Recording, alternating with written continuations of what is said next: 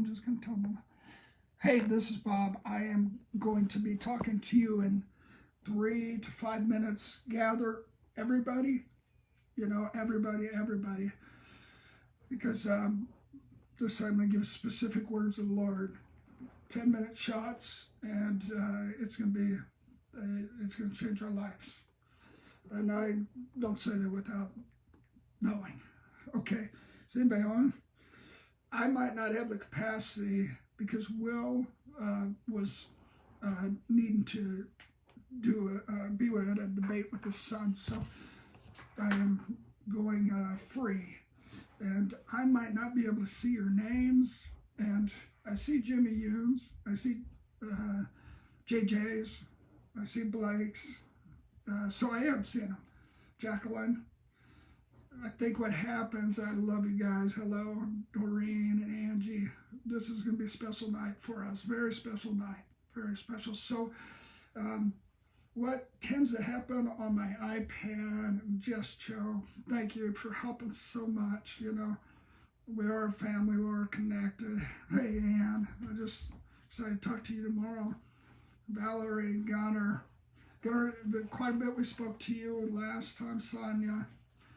It's remarkable, I had a dream, a number of dreams. It takes me a while to just decide to be on Facebook and to communicate, because I honor your time and honor just the lead up that the Lord gave me to really I'm going to need to share with you a few words and kind of the State of the Union words from a Hope Hearing reality. And it's going to change everything in a positive way. I'm not being a salesman. I just have lived a long time with the Lord, and I've known when this level of input comes and the results. And I just have this sense of contentment and confidence. Fran, I love you. I'm so thankful for you being here. And Catherine, I just love you saying hello all and talking to one another. Teresa said some words your way that Jimmy probably has. Just Jacqueline, Jacqueline, are you the 1954 baby? So I just, I have words that came in 1983, and I'm just going to unpack those because there's a time capsule, and the Lord said now. One of the words was hope yes, hell no. So we'll title this Hope Yes, Hell No. And then there's the second Jesus movement with an extraordinary love that needs to be defined with wisdom. The wisdom to take diversity, have foresight, and to be able to unified people going to the same goal. And we're going to experience a second upper room, and we're going to see wholesale visions of Jesus. So there's a word. I'm aware of words that have been out there. Not, I've had Johnny talking to me and others that, I can mention or not. He just said, so I've had the Pope from Cairo or for Egypt, the Coptic Pope, and, I just get to hear, and they're beautiful people, wondrous.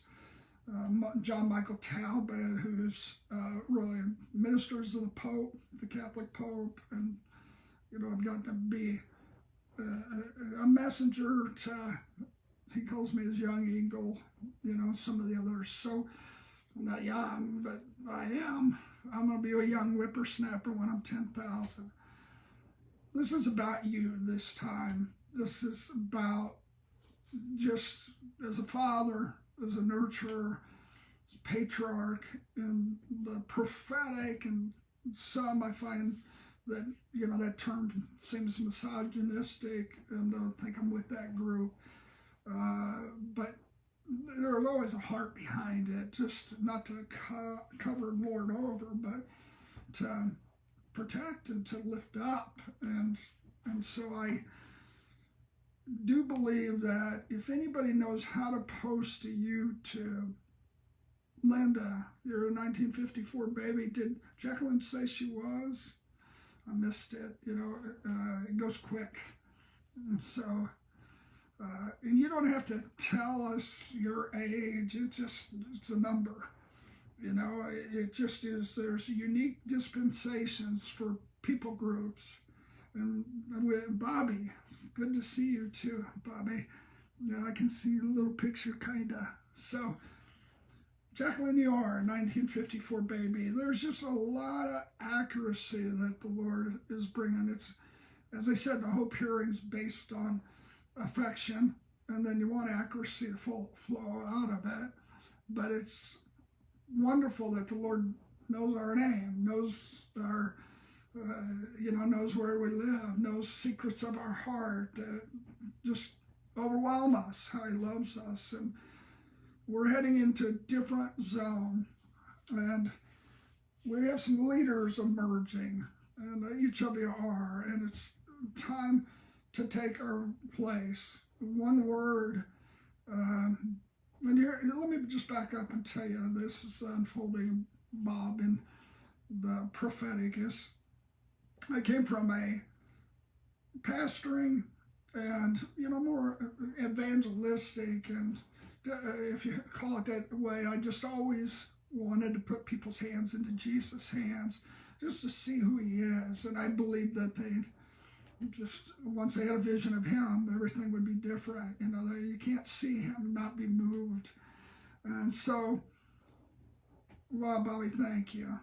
Because really, and Bobby's talking about, since Bob Jones, our brother, passed, that I have been encouraged in my dreams by Bob Jones and by my father.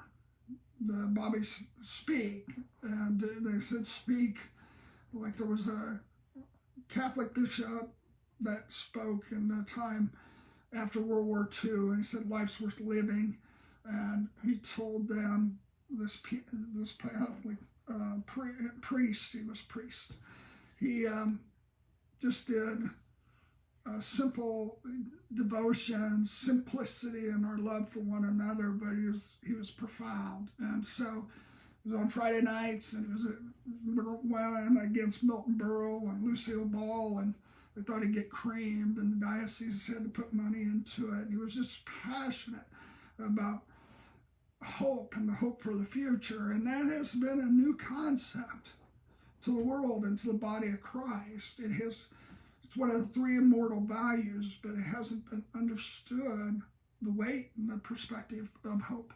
So, and how that's been buried, that treasure, for thousands of years, and He is digging that out. And we are digging out Isaiah 45, that golden treasure of the deep places of Him. And the unlocking of hope it's a game changer. Seeing His face as a hopeful God that hates the misery Christianity, hates the words that are incomplete, that tell of a tragedy without a solution in Him, or doesn't give understanding to the tragedy. It's very irresponsible to speak of calamities that affect His children without an understanding of His deliverance or His goodness. And we're more about a kingdom of God than a political kingdom, but there is systems that God gets behind or God initiates, and it's sometimes a movement in our hour would be led by, He picks, and sometimes it's led by the church leaders, sometimes it's led by the fishermen, sometimes it's led by athletes, sometimes it's led by business people, the benevolence empire, sometimes it's led by people groups. The sweet Syrians will start to come forth. So what we're going to have is a dialogue, and I'm inviting in people that are atheists, agnostic, to submit the words of the Lord. I encourage you to have them come and listen, or to send that to them. And as we get, Lee, yeah, you got to get your phone ready, so because we need you. So these will be an opportunity that the Lord has for us, an understanding there's a presence of a third party, and that's the enemy. And so there was a time where spiritual warfare was emphasized dramatically, and it freed a lot of people because they were able to discern between soul and spirit. And that was a big jump of what afflicts your soul, like spirit of familiarity, spirit of negation. They come in a different way. They have a different smell to them. There's an emotional depletion that comes. And there is an ability to discern and be able to move into this second Jesus movement, which will be wondrous, the glory. It's a game changer across the earth, coming with love and wisdom. This is the hour where wholesale visions of Jesus are coming forth, and that we simply ask him for other people. And it doesn't put down their free will.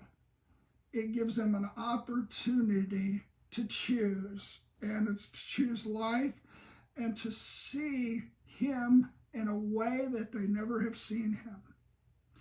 And so what I'd like to do is, I was just going to say to you all, hey, I'm just getting the words ready, but I'm going to go ahead and share. And what I'll probably do is come back, and again, if anybody, I have a YouTube channel, but it's when I just went through health challenges and business challenges, the enemy just brought the perfect storm. God was the God that saw and cared and was there and had a redemptive way, but it was the greatest attack I've ever had. And I was forewarned by the Lord that you're about to get wounded at your core, and he said that can change you. And he said there'll be a heavy spirit of negation that negates your past, negates who you are, and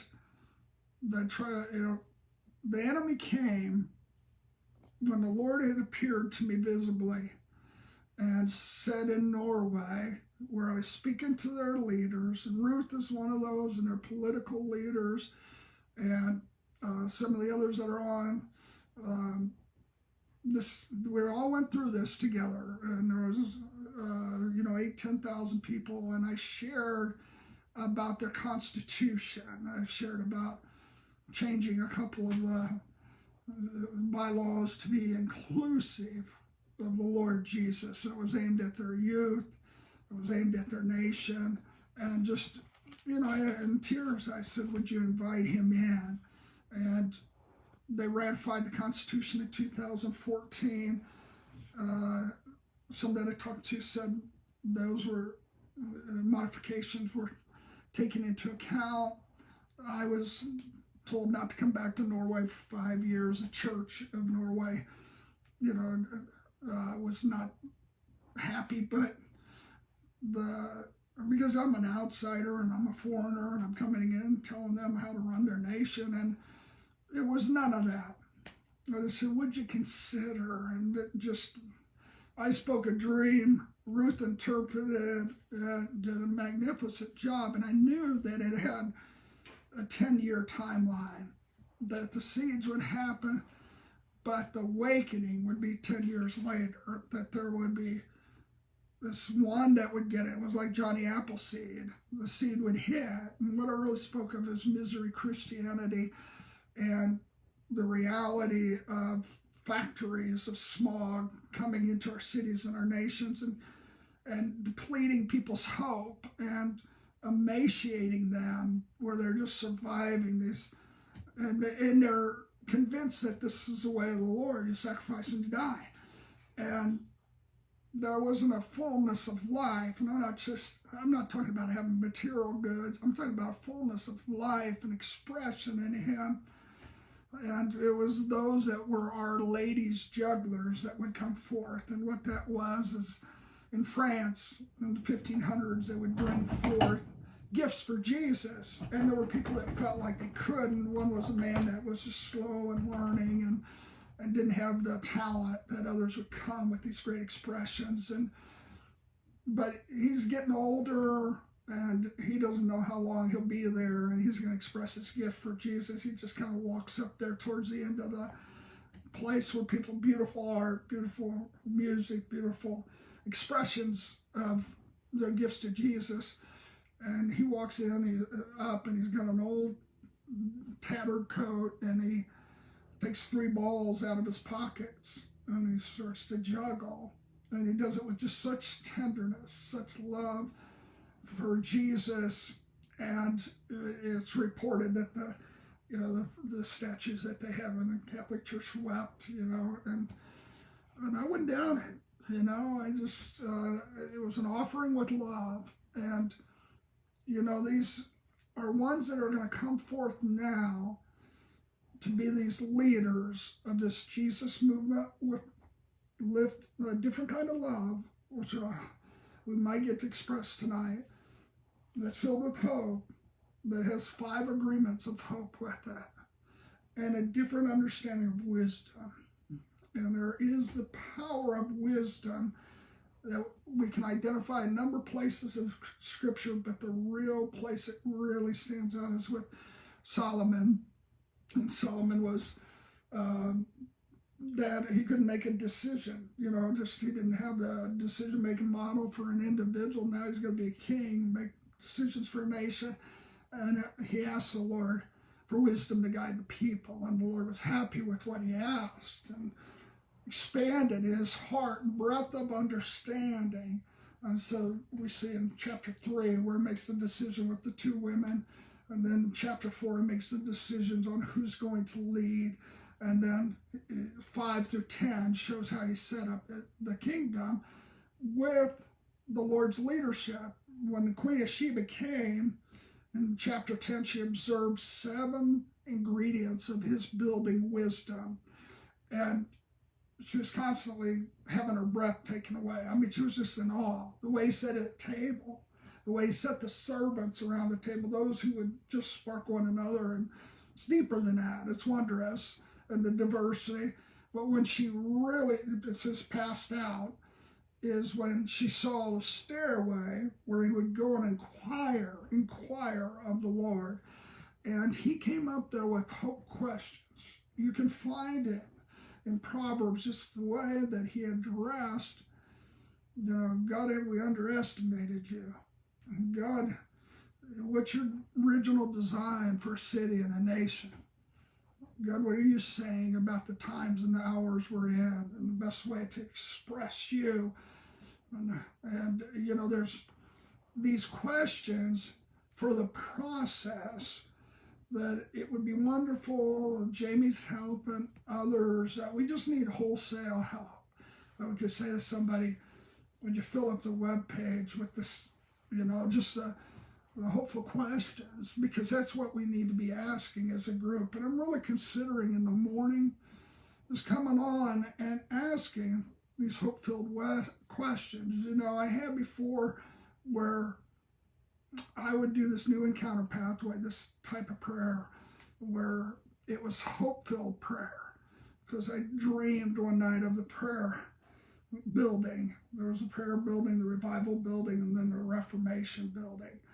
And the prayer building was large and a lot of lights on, but it was tilted.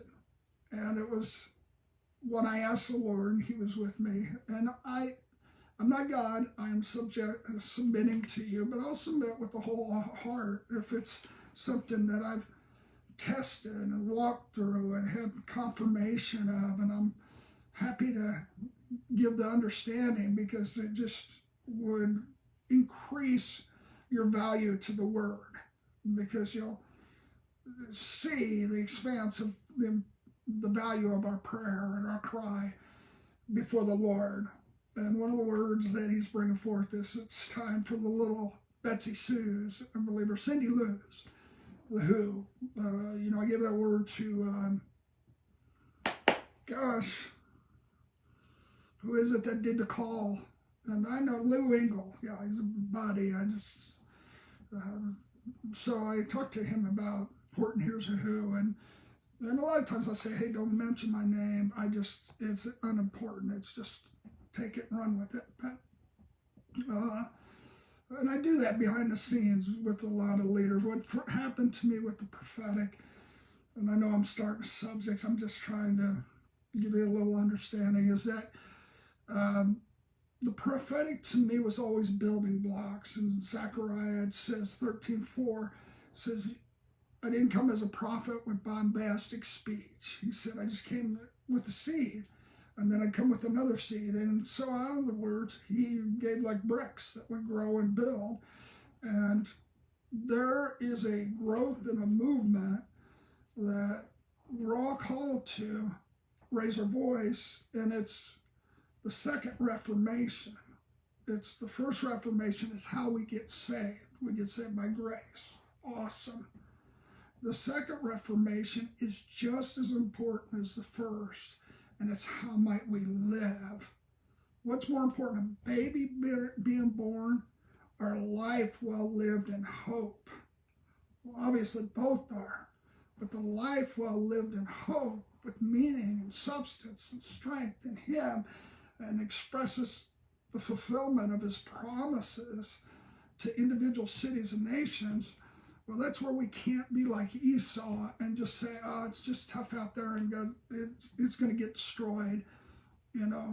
Courage is you build, and sometimes it's torn down after 20 years. Where you get up the next day and you build again.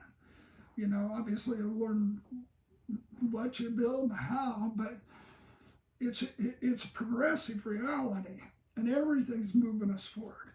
So what I'd like to do tonight is just answer a few questions in hope. And I want to and if somebody understands how to do this, I talked to Joe Rogan. Joe Rogan's a friend of my little brother's, and I said, you go 2.5 hours or something. Now it's been a while, and he said it gets so rich, like when Will and I talk, and with you guys' interaction, which I'm seeing, Joshua and Isaac and Diane. I love you, Diane. Thank you for loving us. And Joanna. These are people that I'm just going to tell you that I dreamed of 90% of the people that have come on, and the Angie Kellys, 90% of you that were standing on a hill, and we were going to meet at a certain time. Bajorki was there, and Donna from Iceland was there. Hilmar was there.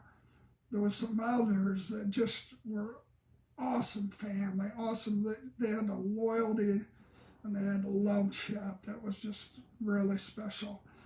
And so they would, I don't want to get ahead of myself, but I saw, and I'm going to set the context for you and let you think about it a minute, and I'm going to go to the little boy's room and come back, if that's okay. So, just set a context. We're speaking of hope hearing, and if we don't have that filter, because that's the nature of God, love, faith, hope, it's a tremendous expression of who he is. And it doesn't mean that we're ignorant of challenges. It's just we have an indomitable hope. And so we'll address that. It comes, we have our own vocabulary. We have our own, but like Jamie,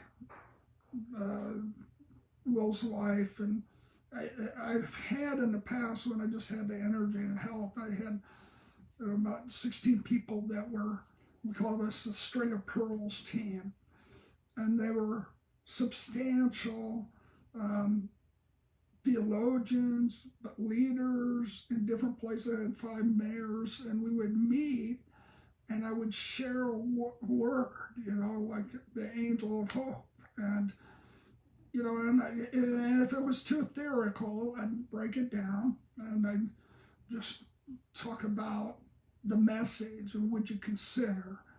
And there'd be enough in the message that would be secret to each one of them that they'd say, wow, this is of God, and it wasn't only me, it was others that could interpret what I was saying and make application, which I did for many years with Bob Jones, because he just wanted to hit the high points, let somebody else explain what a songbird of praise was and what barking dogs of doubt were, and etc. So tonight we are in a war, and it's a war that I saw from 1983, and it was a war over the nature of God and how he speaks.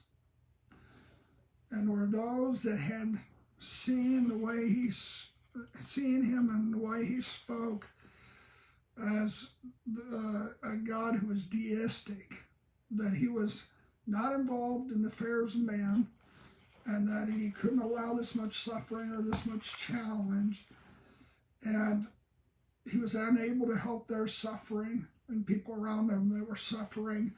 And so they saw men or women, others that were different, as someone to fear, to not trust, and they wanted control, and they wanted to, alleviate their fears. And so then enemies came in to speak to them, the third party, the presence of a third party, because that filter of who God is, and being able to say, like I would be able to say about my father, if my father was an inner city principal and a voice for many times the people group. He had an indomitable hope that the wisdom of God can make there be appropriate unity with the movement forward. And he was able to enlarge and heal and expand the understanding of who Jesus is and how he operated and how he spoke. It was a different era, and it was beautiful. It was, I think it was, the baton was handed off for a generation, us to go deeper in the door that they opened. And the door that has been opened for us is this door, they call it the chamber door, Song of Solomon 1. And then the second chamber door in Song of Solomon 2. The first one is the chamber of personal intimacy and friendship with him. That you see the hopeful, cheerful God that's celebrating, that takes sorrows, but it's always sorrows with hope. And it's just much bigger and much more involved and much more caring than the eye meets, the passionate pursuer. I'll just lose it if I go there, because he's shown me how he's the God who sees and cares and was there, and the plans that he was working of great cost to him for my behalf. So there was this war that would come forth where the nature of him had been misrepresented, misunderstood, and they would want to blame the church. They would want to blame fundamentalists for part of it. And no problem. If they have a way to discuss with us, and I'm just not identifying us all as the same. We're all believers, that we just have some certain agreements that we've made with God because he has given us that revelation, and we're not to become a mob and an attack group, but real individuals with real hearts that have seen him And that was the uniqueness of these disciples and apostles, is they had a living relationship. They saw him, and they'd be able to say, like when people say about my father, he's trying to bring people of color into our neighborhood, the Irish Catholic, and he doesn't care about us. And my father was very responsible about just the values and the virtues of people, and he was a leader, and just, he was just had a spirit of diplomacy and wisdom. So if people weren't ready, whether they're black, white, or purple, it just was something that it was an honor to be a part of a community like that. So if it wasn't valued, then there was a process to, like there is supposed to be a process when people come to a nation, that they orient with that collected people, because you're entering into a family, and there is a family with, some norms, and mainly about who God is and how he speaks to us. And that's where in the church the message hasn't been clear, where we got the apocalyptic devastation, we got the deistic or the Gnosticism that says, we separate ourselves, and you're going to hear me be very strong and about a more hopeful building of the kingdom, and advancing and being inclusive, and having the authority to rearrange cities and nations because they want it. I don't believe that people will hate the one that made them as much as we think. I believe that they are searching with all of their hearts for the knowledge of him. And we think power, greed, or other motives, they just aren't satisfying. And so Bob Jones and I just, we just wait for who would show up at the door, because they had gotten everything they thought they wanted, like in Hosea. They just give themselves to everything, and it just doesn't satisfy. So he just lures them into the wilderness and speaks hope to them. And it's just, when you look at the prophets, and people say he was so harsh, well, he says, Ephraim, my dear son, I don't want to talk to you about that. We need to read, or like this, we need to read it and understand that every book has a hopeful solution and redemption, and that happened. Like in Jeremiah, it seems like, man, a lot of lamenting, and then out of nowhere in Jeremiah 32, he talks about the beauty of what's going to come forth in this land at Anathol, and he buys it, and he says 70 years from now, which is this long, he said, fertile fields, and he expresses it, Jeremiah 33, and Jeremiah 32:17, he says, nothing is impossible with God. And he's having this greater revelation that the prophets of old were the correctors and they were boundary setters, but then they started to become patriarchal as well. There's this progressive grace where they allowed their guards to come down and they loved the people. It's like Jonah, this mass of people. There was empathy, and then their eyes were open, how God could take these strangers, these foreigners, these aliens, and now they're called broken vessels versus enemies. And in Isaiah, you get to Isaiah 35, and it's such a wondrous, restorative city, Zion, but nation and world. And then Isaiah 36, it's challenged by some of the challenges that we're having today. And then in Isaiah 37 and through 36, it shows how Hezekiah reached a solution with God and the people of God there. And he laid the taunts of the enemy out before the Lord. And as he's even praying, Isaiah sends an answer. And it's the greater than God.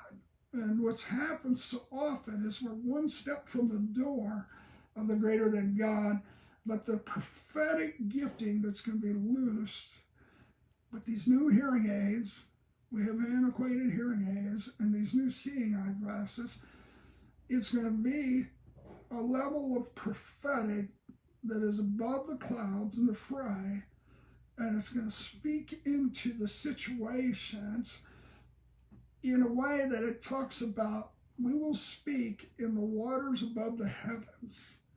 And when you speak into the waters above the heavens, it goes across the earth. It's a water mass that's over the nations, over everywhere. And it speaks of it in Hosea and Isaiah to blanket the earth. You speak into it, and it's like skipping a rock. The waves go across the earth. And so the message that we have now will so resonate, but we've got to be clear on the message and the emphasis and the timing of the Lord, that many, many different schools of fish are going to come forth.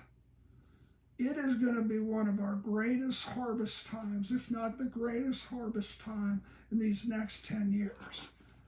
I want you to take note of that, because look at the hardest family member, look at the most distant person, and see that they're raising their fist and they're challenging and they're looking for no God solutions, which is socialism, which is, I love people that say, Black Lives Matter, they really do, and all that. But when you're angry, you buy into something, a revolution, and you just go look at the Black Lives Matter webpage, and it's no God, it's socialistic, it's Marxism, which has never worked anywhere, because blessed is the nation that invites him in, and that's voluntary,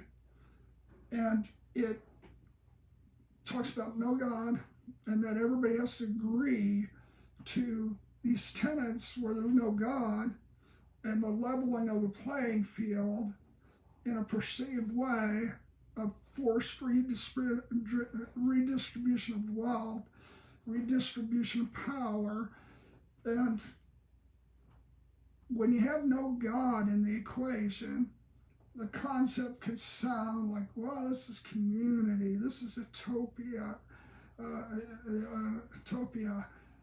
It's a reality that the original design of people can come forth if it's nurtured and massaged, and you give people appropriate inheritance. An inheritance gained speedily is not blessed in the end.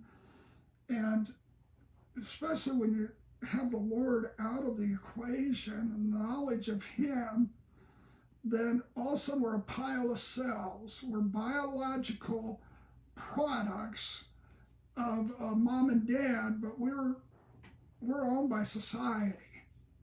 And it destroys the beautiful original design of a human being. It destroys the creativity of a human being. I mean, I am here to raise a red flag to a philosophy that is breathed in by an enemy. There is nothing redeeming about that reality, and it becomes too late when you have the cutting down of our historical understandings of our nation. It's removing anything that just doesn't clear the way for the proposed plan. And it's not that people are hiding it, it's overt.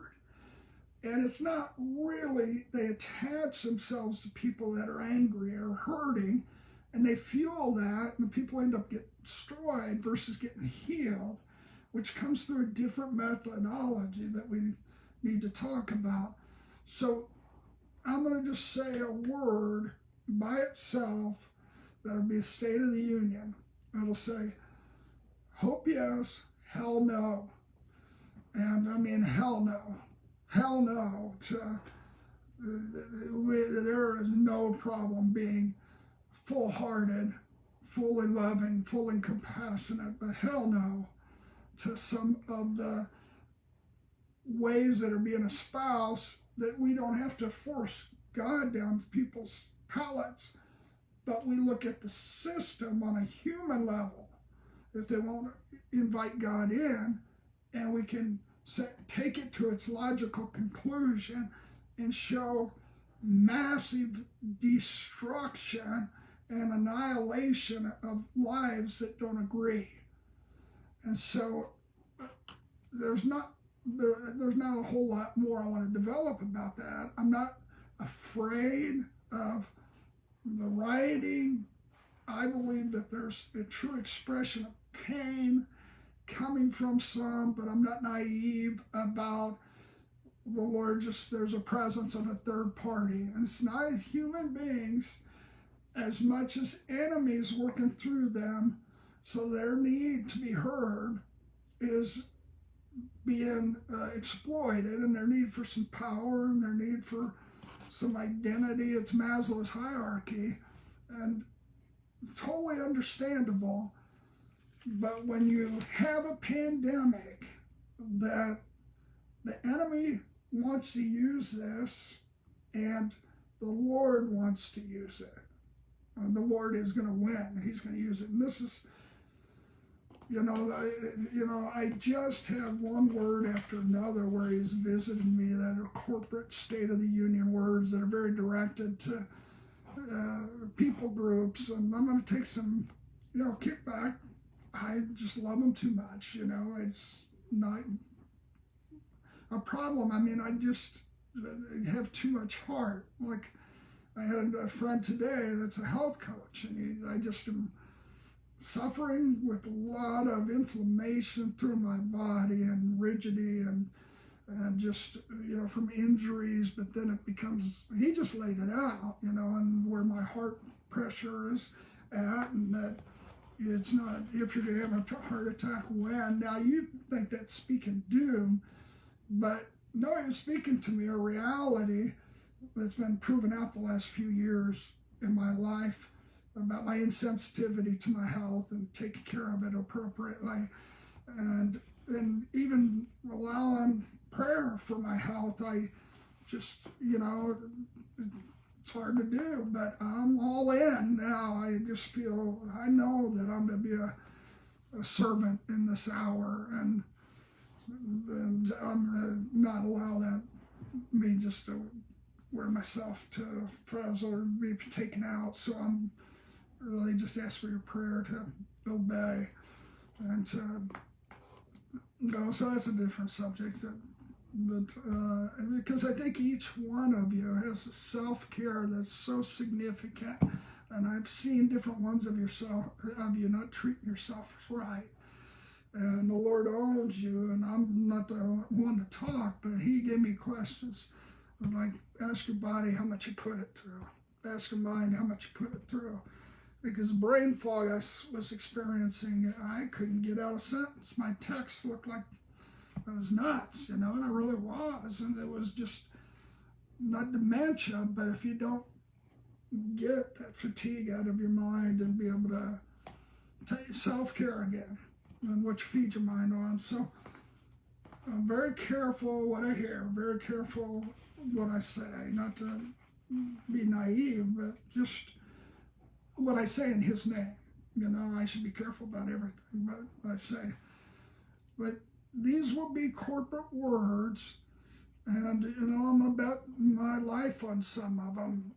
By that sounds dramatic, and it's just, I'm going to give my life to the expressions of these words. And I believe where you are so significant is that I saw you on this hill, and it was after the God of the Fifth Psalm. And if you haven't gone to the web page to look at that, really it's worth meditating on several days. But it was how God showed me when I was 23 just these 4 events that were on his heart. He was blazing, and I'm not going to reproduce this. I just want to set a table that brings us to where we're at now, that it was apocalyptic devastation, just the different events that seemed to lead to that conclusion. But the Lord continually said,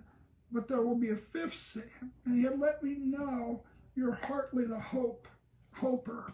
He shouted, are you my son? I said, I'm your son. It hurt, like Peter on the beach. And then he said, are you my son? And I said, I am your son. And then the third time, because I'd been asking what's on his heart, and he's not going to tell somebody that's not his son, and then our daughter.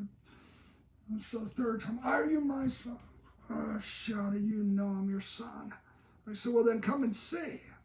He showed me a nursing home woman, showed me a city, and then he showed me a nation where there was pain, Cambodia, killing fields, but then Zimbabwe, where all my friends were killed. My wife and I had just left, and it was a national event. And so he was just saying, this is what I feel about. This is what I desire. And man, I couldn't handle it. I was handling the grief of God. I can't handle my own emotions, And then he kept saying, but there'll be a fifth sin. So the fifth sin, I'm just quaking over what am I headed into with this Christian world and world period. And the fifth sin was he was as high as the sky laughing and celebrating. And I'm so confused. And he's got this belly laugh that's eternal. And he's delighting in me. He's delighting in the world, his original design, cities.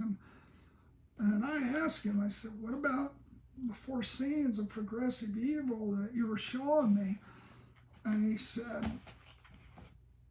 after I said, what's it look like? All the despots, all the darkness, all the tragedy, the calamities. I mean, I listed it. I had focused on it. And he's as high as the sky, wide as the sky, and there's a microcosm. I mean, it's minuscule little dot of darkness comes in to the screen, and then it's obliterated by his white light that's beaming off of him. And he said, that's all of evil.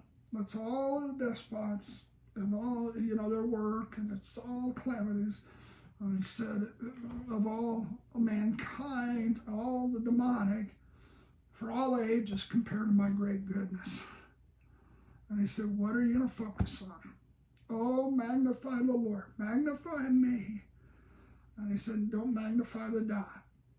Well, what's been magnified is the dot. By a lot. And it takes a pathway to be able to come together as marvelous comrades and magnify him and ask for his hope solutions, hope prophetic. Because the hope prophetic always is out of love of him. It's out of the love of his nature, which we must represent him right. And I have teachings spell it out, but it came all from this visitation of the CENTCOM. And so this hope hearing is based on affection versus accuracy. If that person isn't loved and lifted, even if they're corrected, or that nation, something incomplete about it. And also the arousal of fear versus hope from words, but the key was appreciative listening to the Lord versus critical analysis that originates from us. So the Pharisees, John 7:34, judge according to their own initiative. And it's been a cycle and a pattern that's so inbred that it's going to be obliterated. And we're going to have the most hopeful prophetess and prophets that they will change the landscape with indomitable hope. And so he is about us appreciating, which is love. Love is putting value on another and a people group.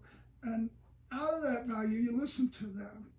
And then if they're really, having trouble with the demon that's really working their perspective. Of course, you don't agree with that, but you get prophetic where you ask the right questions about what is their original design.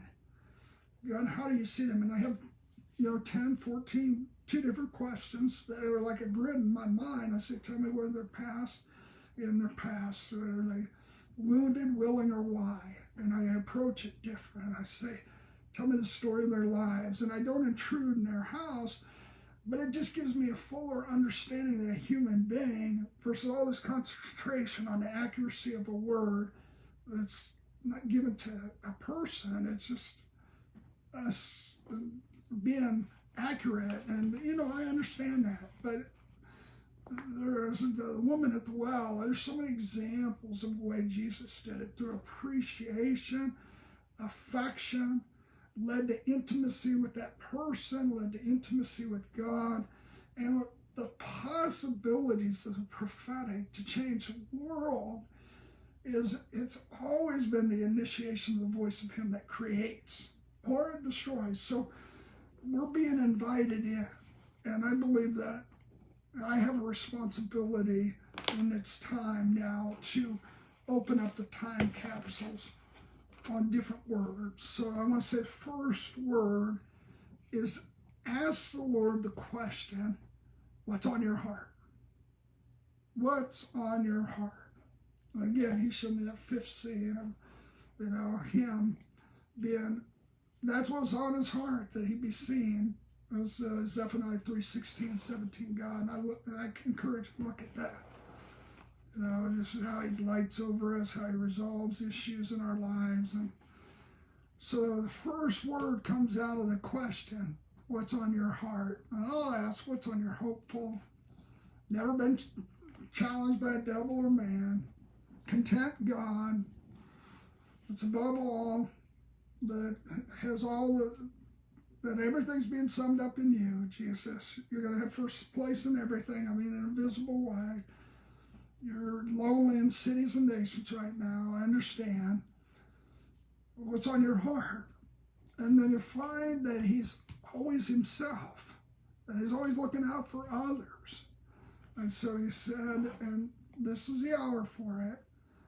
He said will be a Jesus movement.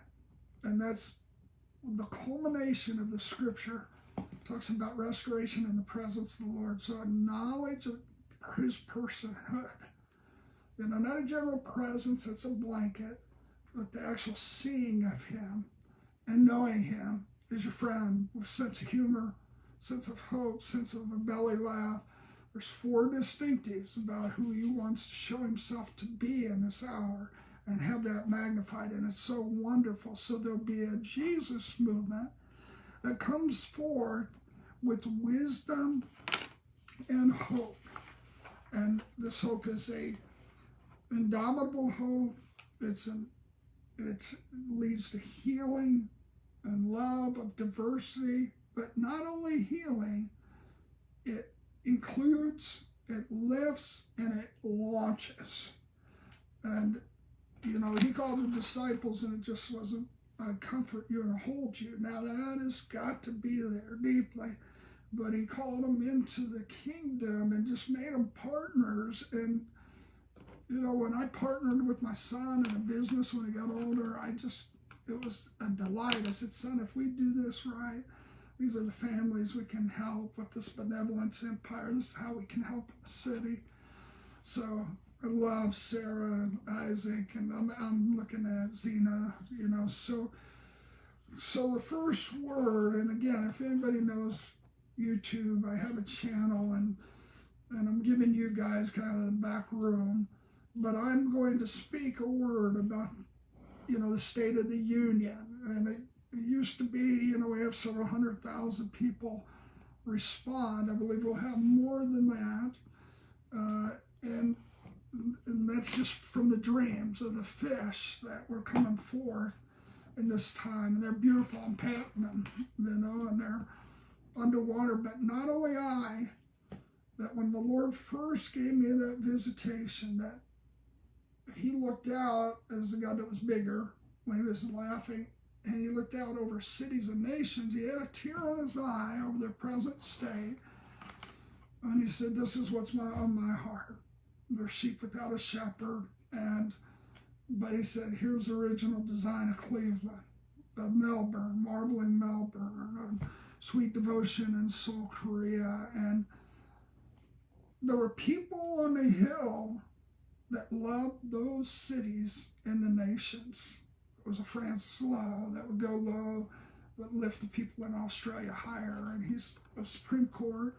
He's brought us into the Parliament. And so, but I didn't know anybody. It was Francis Lowe, and there was, he was saying an Ave Maria, and his wife ended up being named Maria, and it was just the distinctives of his sons. And so it captures a person, and that's the kind of prophetic that he wants to empower you with. So I saw these 80 people that were on the hill, and I've met every one of them. The last one took about 3 years to meet. And it's not like I went on a search. I wouldn't have known how to go on a search for an Alejandro who, in the midst of a real difficult situation and government setting, would get ice cream somehow. And at the end of every meeting, he'd give everybody a scoop of vanilla ice cream. And so I told my friend Kevin, look for Alejandro. And there was a few others. And he said, this man, we're down in the basement, they're hiding because it's, underground church. He brings out a bowl of ice cream. Kevin just cries. It just was so tender. And so I go to meet Alejandro, and he's the leader of several 100,000 in the other underground church. And they had attempted to take his life and took his sister's life. But he was so full of joy because of the conclusion of the celebration of Cuba coming forth. But that's an example of one person. There was the Fraternity of Lost Children. Bob Frazier, Mike Frank, the leader of the Vineyard, out of Anaheim. I'll remember his name. I love him. But we all sat in a room, and all of a sudden it came on me, you're the guys that I saw on the hill. I just asked them Fraternity of Lost Children. That meant they'd lost a child, like suddenly died, and they raised their hands and said, but you never, accuse God. And it was just so beautiful. And then I told them their place on the hill. And their next question I asked of the Lord, after I asked, who are these hope reformers, these hope kings and queens that have indomitable hope? Because you have to have agreements with 4 or 5 different types of hope. And you got to have the pillars of hope. It's an agreement up front where you put guardrails around how you see, because you want to identify with his character. And so the first agreement, the pillar, is hoping in God. And that's just Matthew 4. Jesus said, my hope's in you. Matthew 26, where he's, Father, your will be done. Now hope in God that your plan is right and good. And it's wondrous. And it's going to work out long-term, wisdom, perfect. And then the next one's hope in people. And Jesus did not ever bring anybody into the disappointment room. He would correct them, but it was unto a place of redemption. And that's what he said. Love is to hope all things. And then there's a hope in the next generation. That's always a requirement of the older ones. And it's partly our responsibility to the ones that are acting up and others to see their heart. It was my dad when I was a drug dealer and a Trotskyite, and I had a voice in our city. I'd been a leader. I was using it wrongly, and my dad didn't correct any of that. I hadn't seen him for a few years, and I was off. He didn't know if I'd ever come back, but he did. He walked down the hallway of my house 7 years, came back, and at this Thanksgiving, I undid me. I said, Bobby, you're going to be a great man. You're going to touch a lot of lives. And he said, I just know that, son. I was having a nervous breakdown. Dad, do you really think that's right?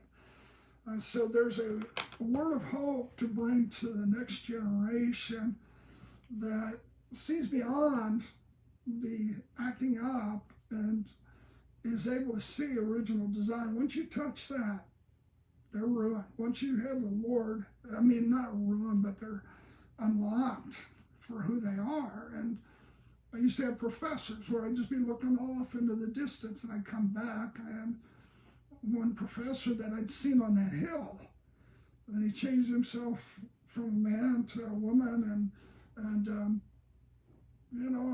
I just saw beyond the sexual reality, just the emphasis of his heart. And he was so stung, he came at me so radically, and it was private, and I just told him of my value for him, and like nothing had changed, and I believed all the more, and he just couldn't get away from that. It followed him, and he just had a real change of heart. I'm not going to exploit that one by saying more about it. It's just, there's so much power in unlocking somebody's original design and believing in them when they don't believe in themselves, and singing the song of their heart. So that's believing in the next generation. And what's I also included in that is believing in the elderly,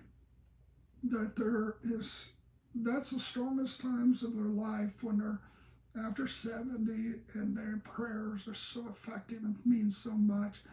And if they check out, like Hezekiah, who they said, hey, these things are going to happen if you don't do something. He said, I'm old, I'll be dead and gone, it won't bother me. And I just say that this next election, the elderly ones are very critical in wisdom to be, they have a say. And there's ones that I saw, and I have to shift from the hill. The second time I saw the hopeful reformers and redeemers, restorers, and we can send you and unfold that word, was after the spaceship in 2000, where I thought I was going to come back at Y2K. I was in a dream, and it was going to be the year 2020 and apocalyptic devastation. And the hatch opens. I'm with all these people I don't know, and it's apocalyptic devastation.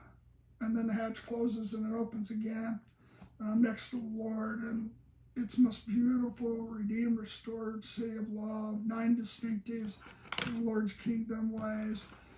And I'm undone. I said, which one is it? He said, you choose. And it's just Deuteronomy 7:17. If you say the nations are greater than I, then how can I dispossess them?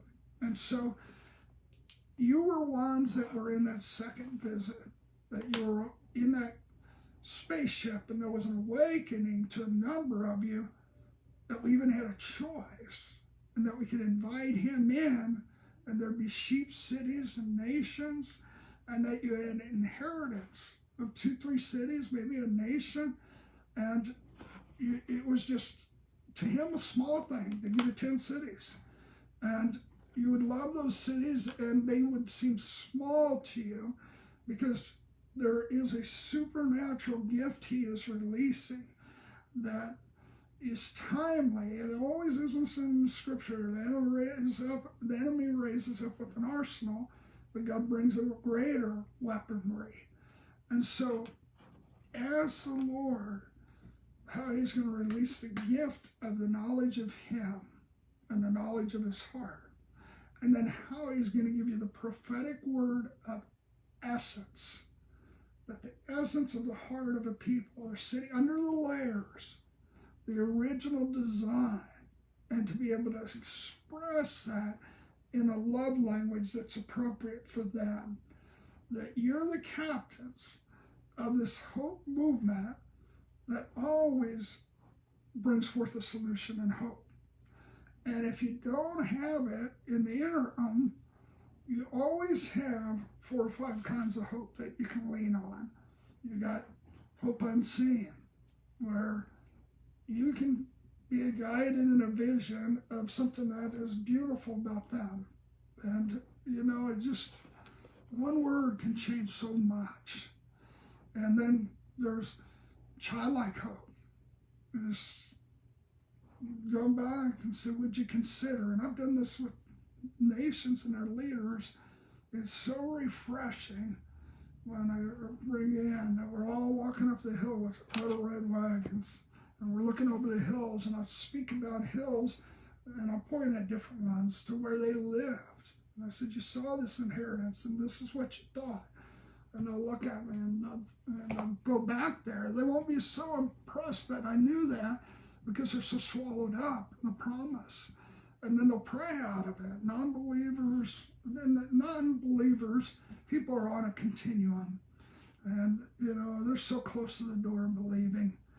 And there's supernatural gifting to change the heart of a human being. I mean, that's the most powerful miracle there is. And you are being equipped that way. We are being called as a different kind of prophet that unlocks the heart of nations, cities, and the world, and always finds a solution in him. And this hope-filled, hope always wins the day, and hope floats. The bigger the trouble, the greater the hope floats. So the distinct words that we're going to come out with together, and we're going to spread, is the first one, that there's what's on his heart in the cities and nations that love him well and others well. And you can add individuals in there, tribes in there. That's on his heart. Unity, being the peacemaker, and wisdom ways is there. And so who is he going to do it through? That's the second word of the Lord. That he's going to do it through these Jesus movement ones, and I don't want us to superimpose the understanding of the past on the present. It's those that have lived their life for the knowledge of God. It's Jeremiah 3:15, it's John 4:23. It's about true worshipers that really see him. It's in Matthew 7, it says, depart, you didn't know me, that he is offering more than just the hearing of him from a distance with the hearing of the ear, but wholesale visitations of him. And so I'd love somebody to cut out different parts of this and us just put it out there and name it, the release of the wholesale visions of Jesus. And that what I saw was ones of us and then many others. Many others, there are thousands, and they seem like two or three because I just see them and see who they were. And it's a magnification gift of the Lord where it magnifies your ability to see, and you don't see a city like just this multitude of people. You see individuals, and you're able to see them like sheep. And God wants to give us that gift. And there was a releasing from these Jesus people, that knowledge of God people, that when the thunderbolt came, I had this 3-week visitation about us moving into a place, 50 million of us, of redeeming cities and nations. And then the lightning bolt came, and we were in a tent, and there was only 300 that could share on the knowledge of God. He said we're at 1% of the 99 more percent he wants to show us about who he is. Just think about that, because I felt like, man, I've spent my life on knowing you and the nuances and the feelings, and there's 99% more for me to know about you. And I didn't look at it like that. I thought, wow. And so there's ones of you that are going to go into doors of his heart that I've never got the opportunity to go into, and I need you so bad. We need each other, because you'll hold my hand and you'll say, see what I see. And you'll start to describe him as the comforter, or you describe him as the way that you saw him as the courageous one, and I'll be undone. And we'll do that for one another. We'll have a time where we come together, and God has created this time, COVID time, in a redeeming way for us not to be taken out of society and people just have carte blanche, where it's kind of a military state time where you just can't travel, and the ones that want to destroy get out. We can cover the cities with the presence of one of those angels, like in Isaiah 37, that just took care of things. We can cover it with the angel of hope. I'll have to tell you more about that. But we are to be in deep study of his heart to learn ourselves and be approved. But it's not a study. You can't learn your way in. It's a relationship. And there's some keys to developing depth in this time and hearing him from his hopeful voice and the way that you see. For hope for God, cities, nations. I said hope for people, the next generation, elderly, but also he is going to lift up individuals to hope for, and he might, focus on a group, the group of color, and everybody's going to have their turn to be valued, and there's some that have been devalued, that it's been wrong, and so. But it's a different picture than what's being presented, and that's okay to submit that out there, because the most neglected are the elderly at this point. So that's supremely important. I believe God is focusing on a people group, the of color people, because of the beauty of the design, of the personality and the indomitable hope that they're going to bring forth. Right now, the gift that they have is being negated from some to some, because it's not filled with hope. It's filled with, we've been victimization, and that just never wins. That's just it's not a good look. I mean, beyond that, where it comes from in the heart. And so you just can't honestly say that people have intentionally done things. I mean, some have, but that doesn't mean that there isn't huge blind spots. But if you come with appreciation and learning, we are going to be able to make some real progress. And so I'm talking to some mayors about how to have some real dialogue. But so the Jesus movement will come with this hopeful love, and we'll define what that looks like, and then with wisdom. And that wisdom looks like foresight from the heart of the Lord with breadth of understanding, so it can weigh things into balance quickly and bring about solutions that are workable. And it's not that complicated. And so it's going to change different nations first, and then those nations will have influence on other nations. And there's going to be triggers for people to ask in this hour more than ever, who is Jesus? And we get this wonderful fresh start. And some of the draw us on the church, which is just people that we love, that are people group, but there's norms and rules that the clay pot will be examined. And I'm going to call every pastor, every preacher of him to preach Jesus, the knowledge of who he is. And I'll do that in a way that they really get it.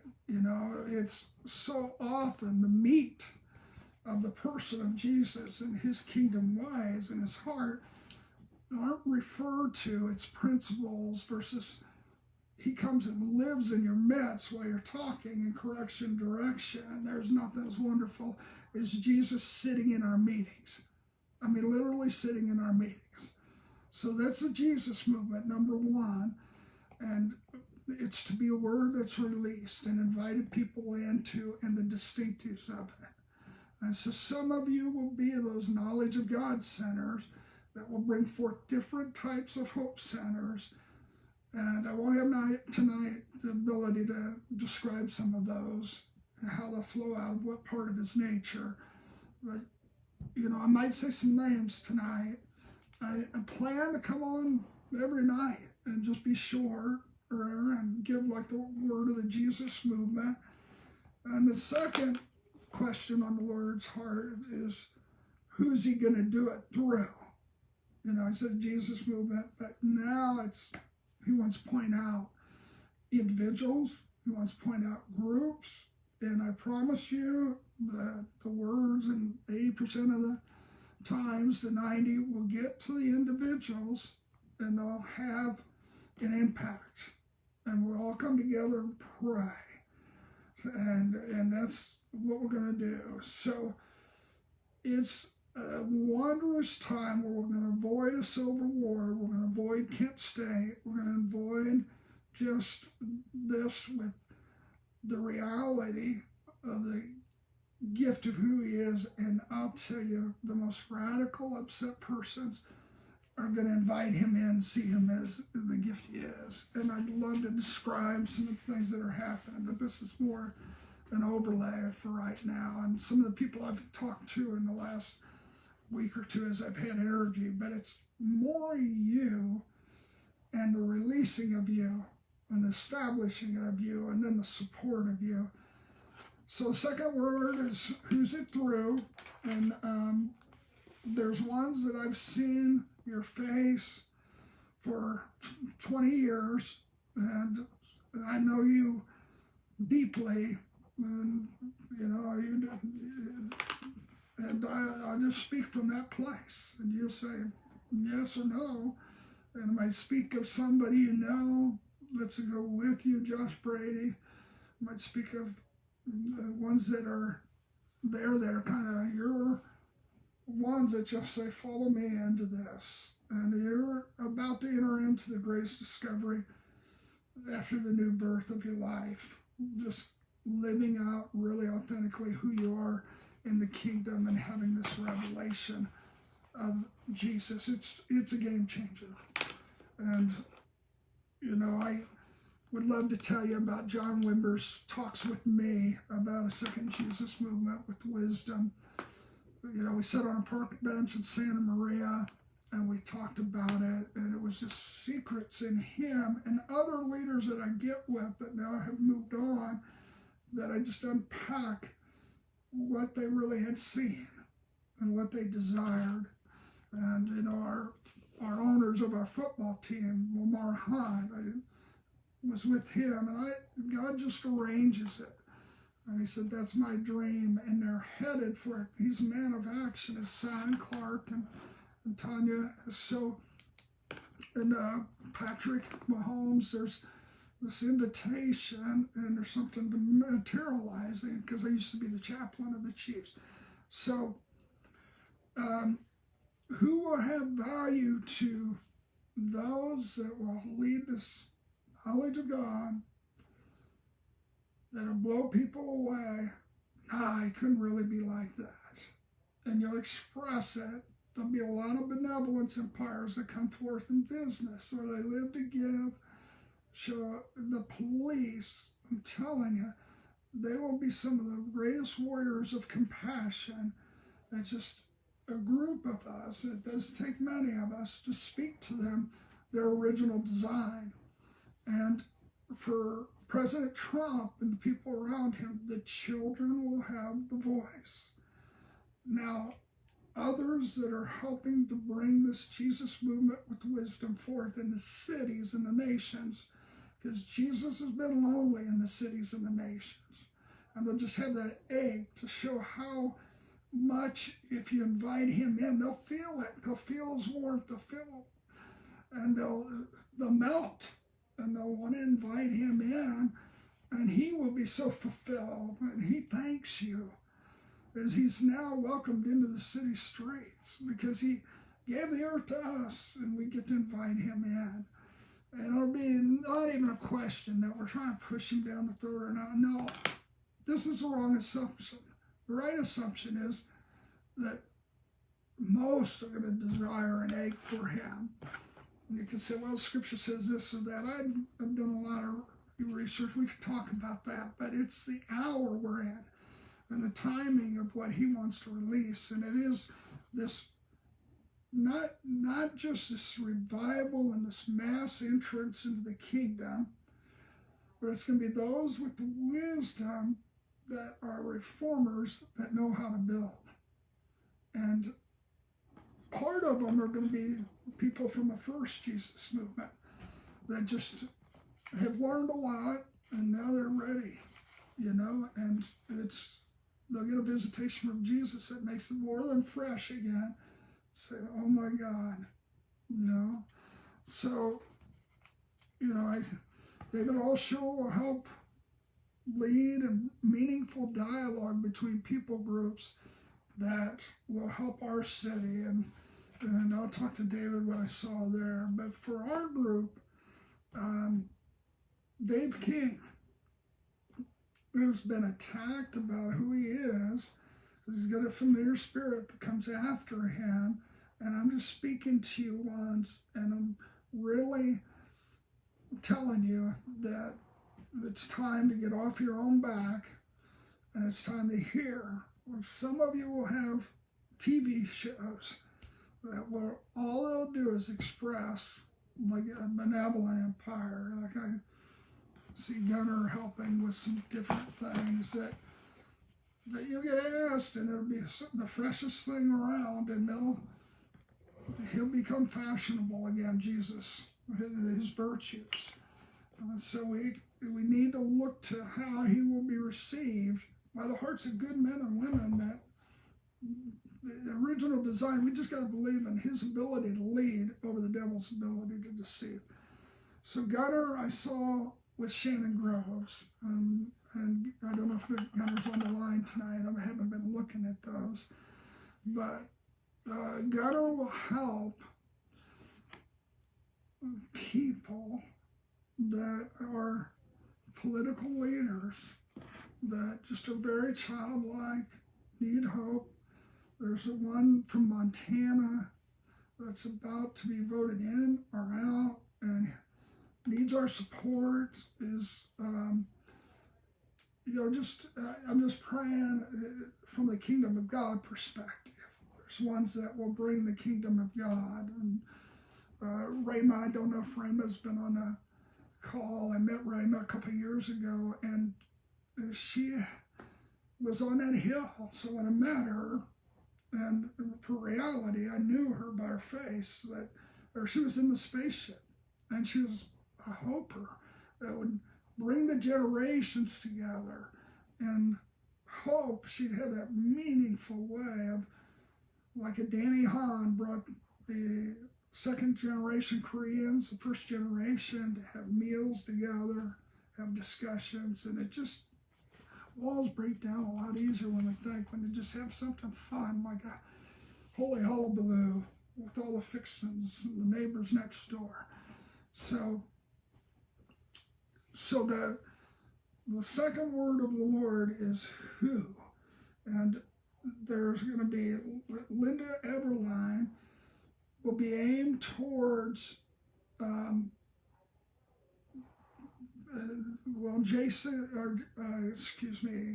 Justin Bieber's wife.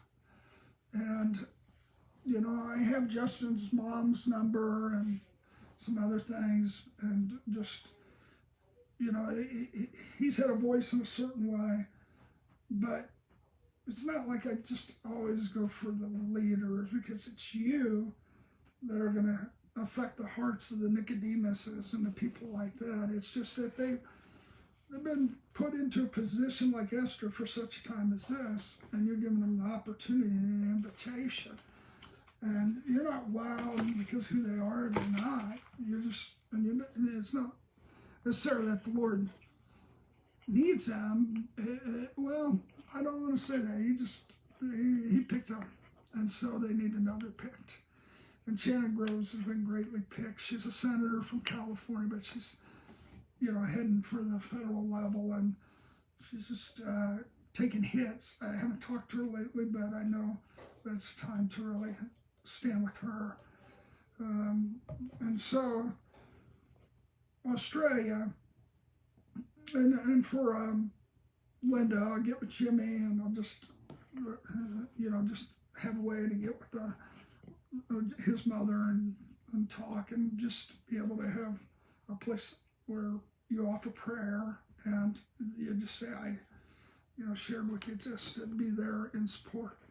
And once that happens, I'll tell you what, I believe that would be the core of the message. And so, but there'll be other ones. And then one thing that's very important when God opens these doors is that we treat it, Jesus is entrusting us with people's hearts. And so we never get giddy about it. It's just human beings that have been birthed for such a time as this. And Linda's not that one, but just expect it. Expect it.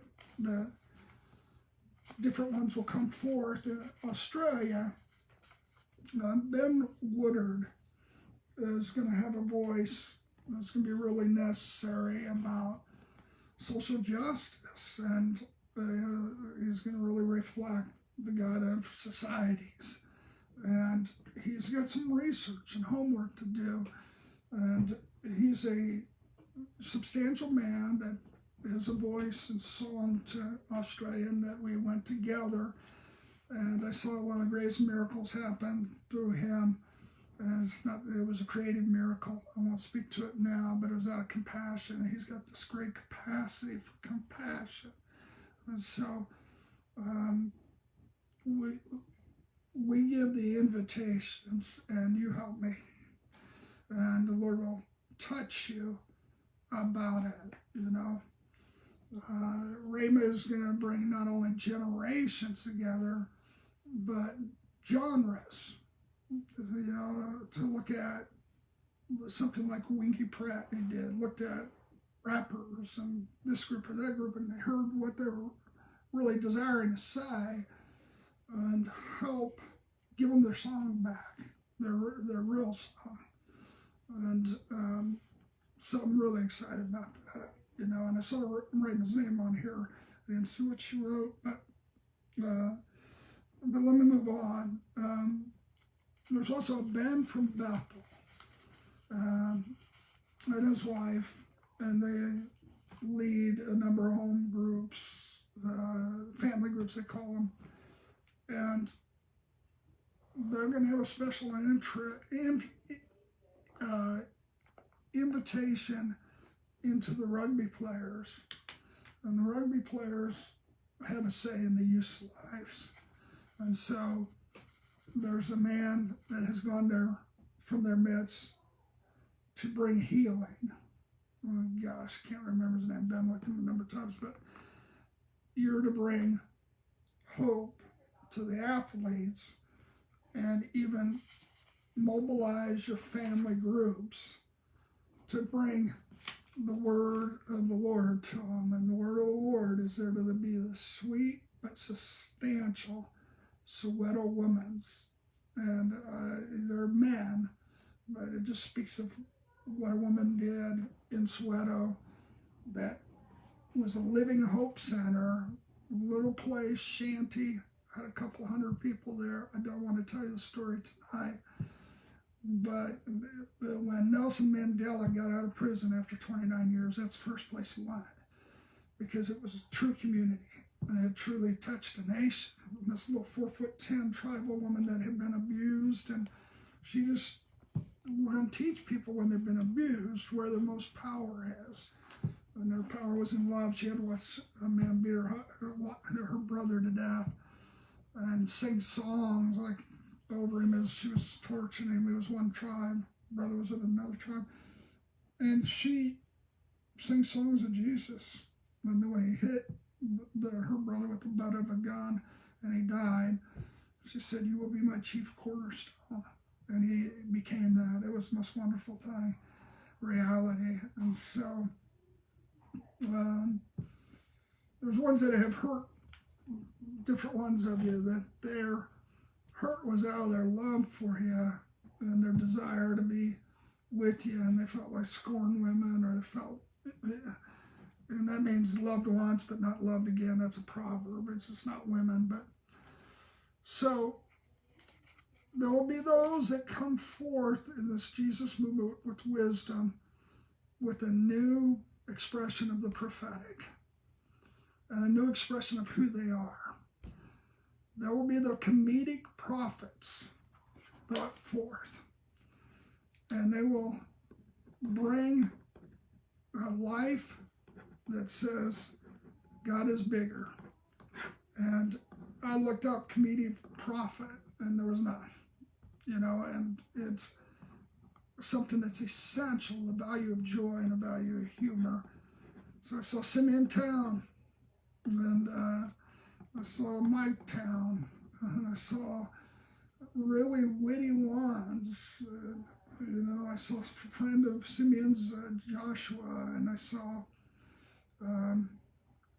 some others that would just be those that carry the heart of the Lord. I watched, I'd never do this. I just, not on the internet much, but but I know what's being said. I just, feel it and see it and know nothing's new. But Johnny will tell me. But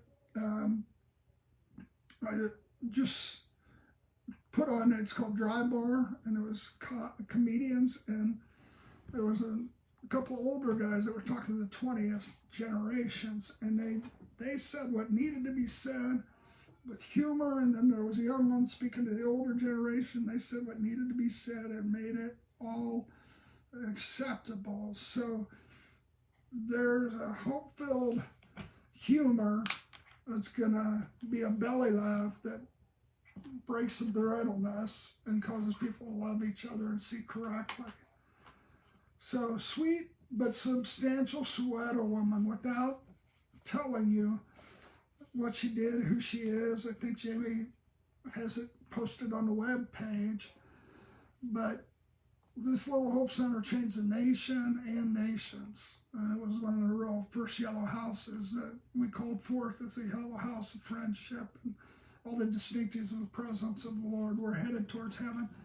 There's a Deeper Waters Voice of Hope ministry, which you're part of. You're deputized.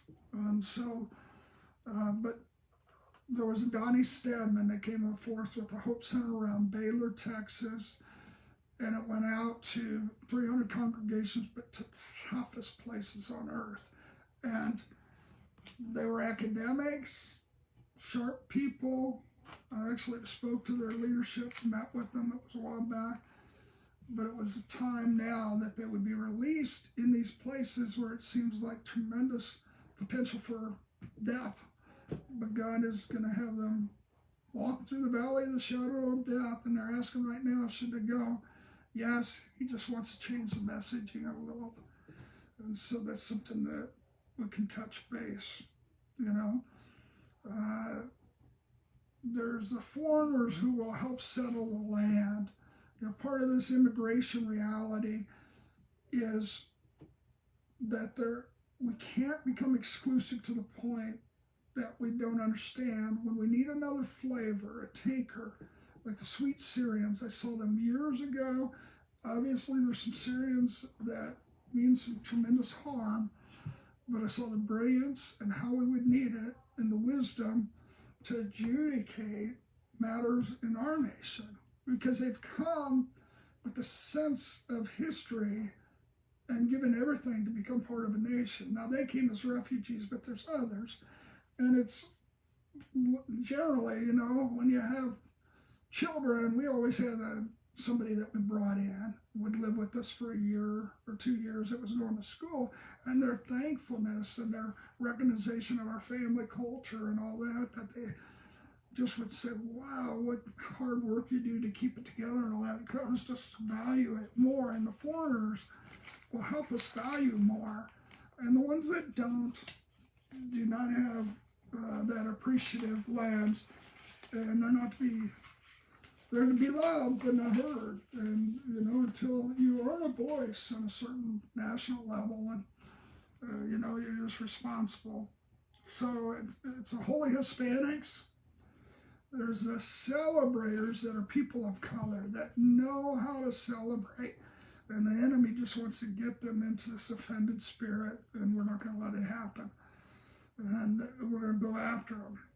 I went to a church I was speaking to a pastor's group just a couple of years ago, and it was rising up just challenges of,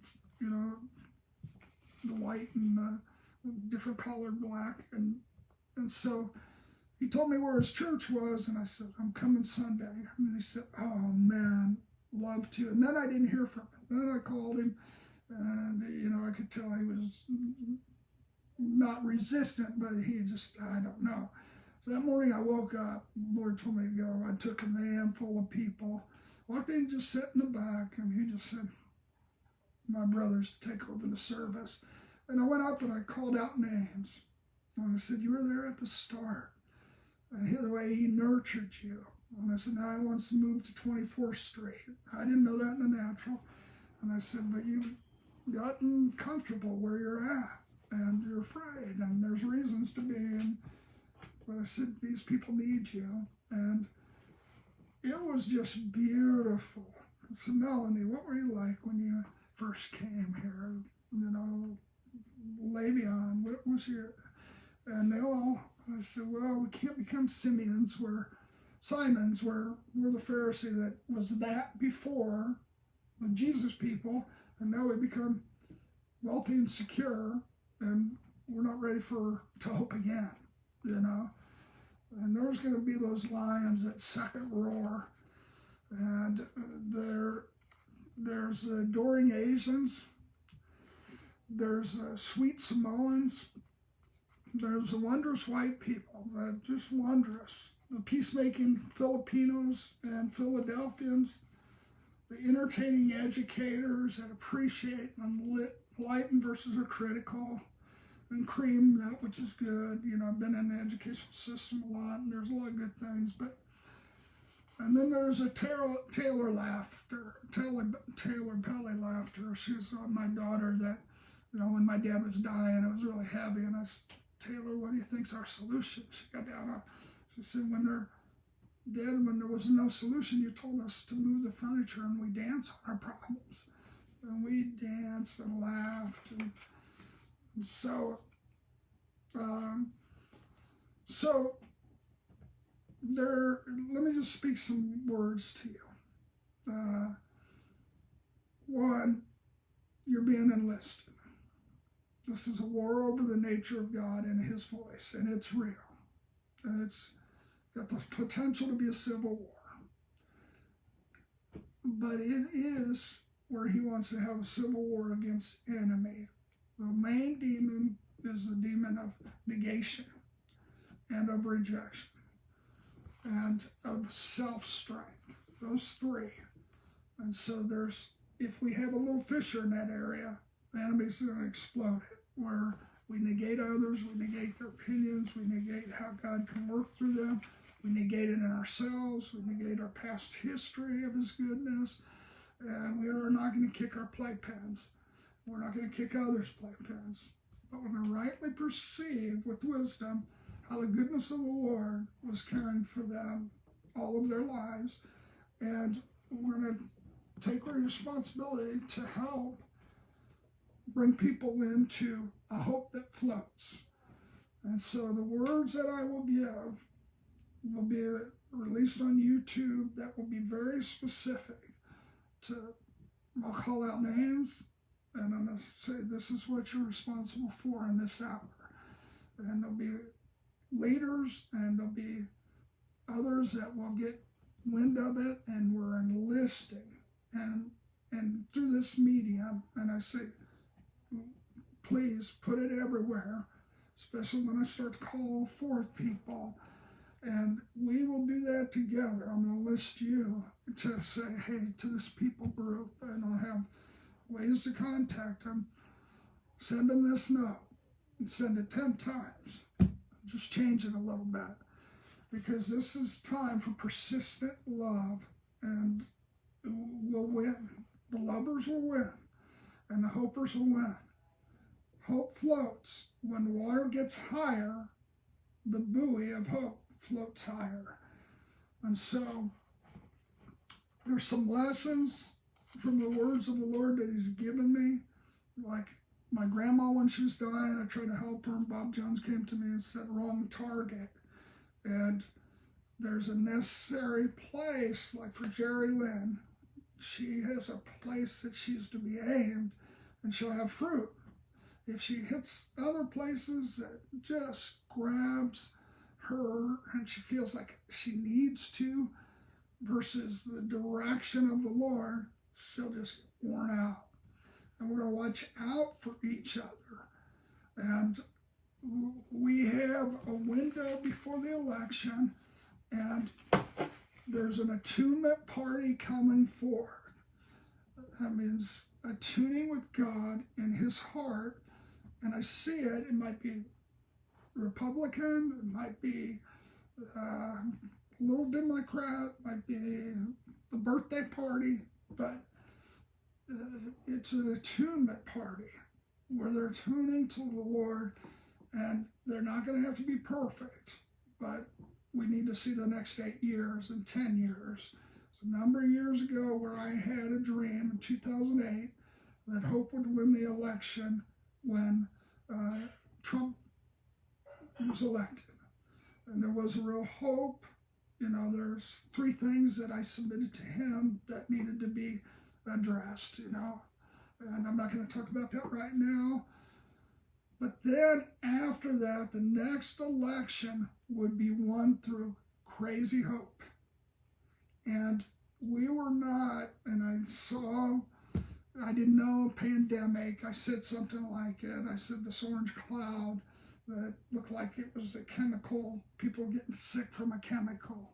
So there's a perceived reality of what's happening with that epidemic, and then there's the prophetic word, what's really happening. And so that's where we speak truth, and truth will stand for its own.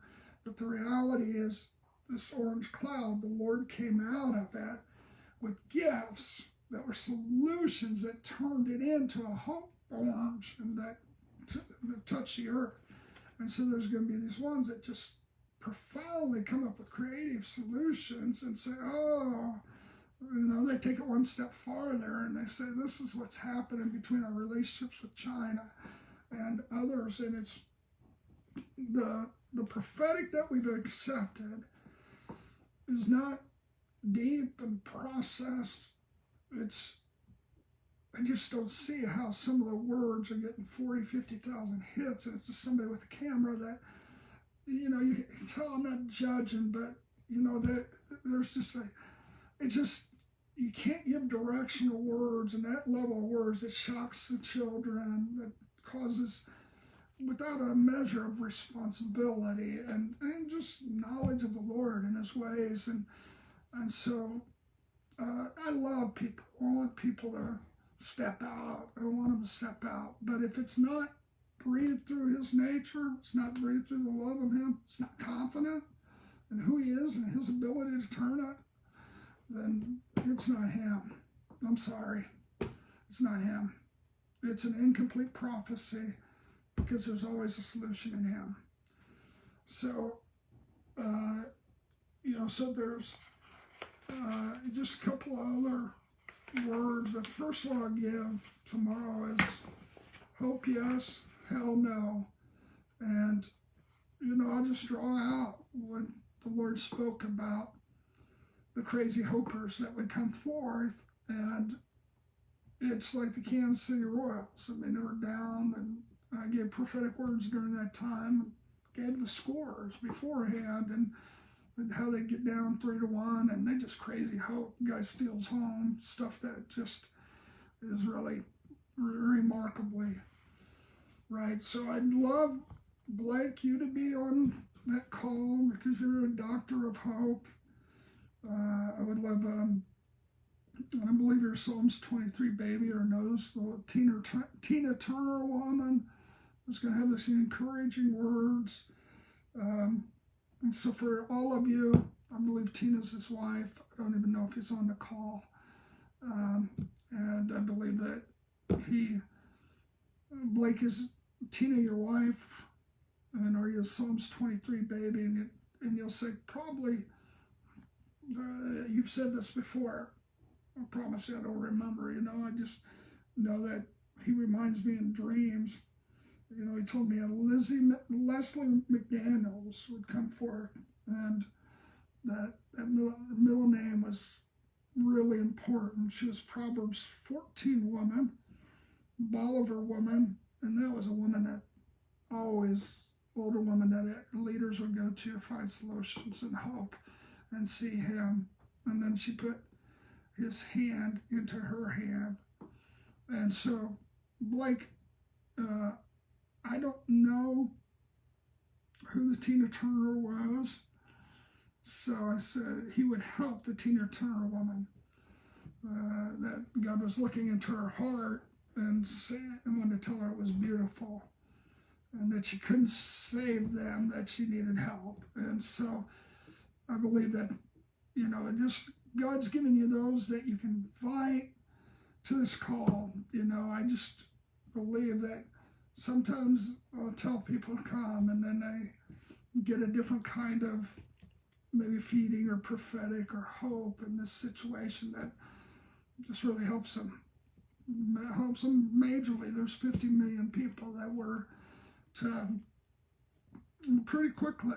Gloria, you don't know you. You've got an amazing gift to be a friend and to help people out of self-strength and to this inheritance in Him that's coming forth with this Jesus movement with wisdom. It'll be unlocking benevolence empires. It will be unlocking the encounter educators that have encountered Him.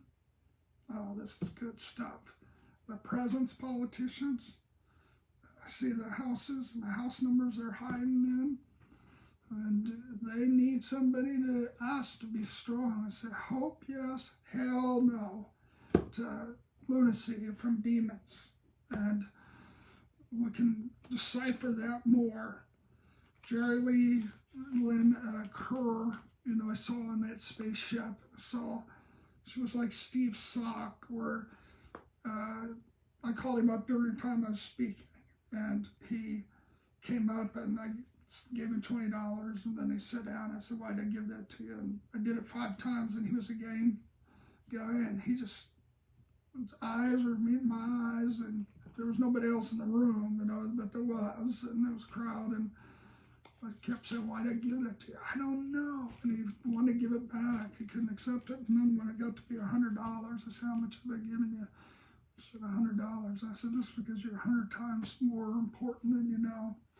And you're 100 times more valuable to His heart than you know. And I called him over. You got to go over 88 Pennies Road and reach into a community. Well, I didn't know it was a bridge in his street. And he has changed the community, So, Jerry Lynn, I just saw you. We had 100 people are walking with Mr. Pitwalk right now. It's one of the demons that have tried to get people in their isolation, where it's always been a pit that they can't get out of. And you're just going to lift them up like the road to Emmaus, and you're going to help Roland Silky. Has been a great marbler at him, but has taken some hits. More Letitias will come forth. I love Letitia. I know she's had Will a few times. And we told the story of Letitia. She's going to reach Ken the Kind One Smith and some of these benevolence empire people. These are people that help run sizable businesses, and they have a say. And right now, they're looking at their struggle. The Steve and Cheryl Dick, have 10,000, a huge pig farm, more than that, and they just need an encouraging word to lift them up and out of the mud to see above the clouds. And you and Sonia Vincent is going to be the Psalms 40 women that lift them up. Psalms 40 is they come out of the miry clay and get a new song in their heart. And you'll both be used for the songbirds. And so I'll give you songbirds just a few lines of their next song, and you'll write them. And so these are easy things. It's just the love it's set with, and it's just going to be a boldness that has a joyful, full of life reality on it. And you'll follow it up with another good word. I'm getting in the mouth, somebody's not saying their name, but words, and it just undoes me. They've painted on the front, and it really is, who in the world's getting mail at this time? It's always a text or a card that's made up, so I just want to tell you that That's one of the ways we're going to have these new expressions that break down walls that are incredible. You know, I just saw Xenia. I saw her going to the Glory Tabernacle. And it was a place, but it was homes too. And she'd just be kneeling when they'd open the door. And it might sound unique, but she just would very quickly just say, hey, can I just bless this home? And she'll go through streets and she'll see the aroma on houses where they've been set apart as redeemed lands. So I'm telling you, this is good. And so we have the questions were answered is, where are we at? What is God doing? Who's he doing it through?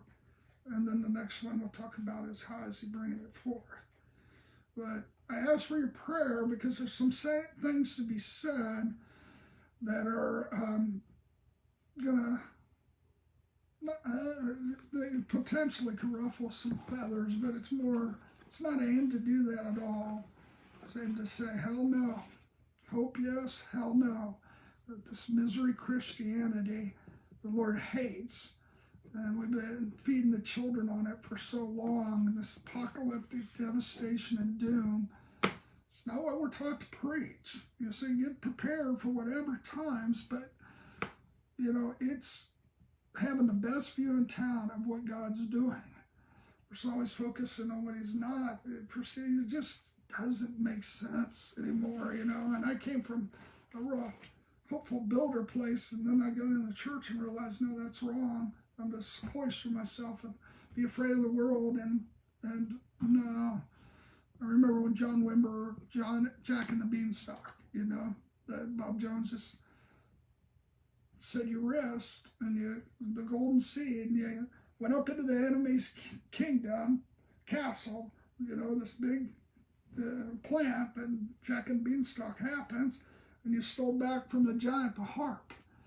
And the vineyard music was just incredible. What music can open up and change the soul of people that are beasts, you know, at that point. And there's some music that some of you are to bring forth that, and you're to bring forth the songbirds. And so it's time for the songbirds to come forth. I gave that word. So we're going to share on what the Hope Angel said. We're going to share on the second upper room. We're going to share where those places are and the yellow houses, and we're going to give us a strategy that's God's blueprint for this hour. And we're not going to be part of the problem and the fears every day. You know, if you're watching something and it doesn't spark you and hope, then turn it off, you know, or ask somebody to pray with you right away. If you want to, there's some things you're to go through, there's some things you're to go around, there's some things you're to go above.